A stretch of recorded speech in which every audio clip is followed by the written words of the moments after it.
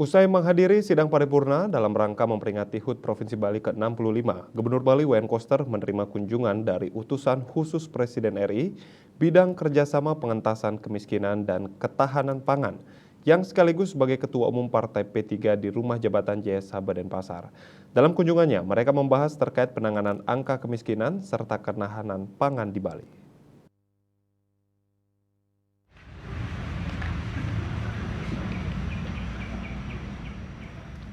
Penurunan angka kemiskinan menjadi program prioritas pemerintah Provinsi Bali. Dalam beberapa tahun ke depan akan dilakukan percepatan penanganan kemiskinan agar angka kemiskinan di Bali yang saat ini berada di angka 4,25% bisa diturunkan menjadi zero. Selain menekan angka kemiskinan, Gubernur Koster juga menegaskan untuk ketahanan pangan Bali saat ini memerlukan pemetaan dari hulu hingga hilir. Itu bisa diturunkan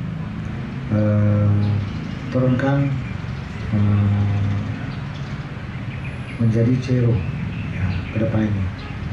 Dan begitu juga ketahanan pangan perlu peta yang kuat di seluruh kabupaten kota di Bali mengenai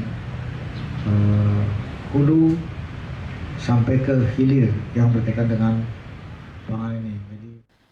Sementara itu, Muhammad Mardiono mengatakan akan melakukan berbagai kajian terkait keberadaan kantong-kantong kemiskinan di Bali sehingga dapat ditindaklanjuti agar angka kemiskinan mencapai 0%.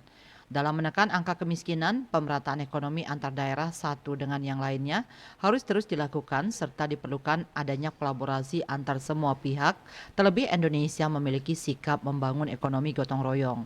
Dengan demikian, angka 0% untuk tingkat kemiskinan di Bali dapat dicapai. Untuk ketahanan pangan, Bali dikatakan memiliki ketahanan pangan mandiri yang harus ditingkatkan.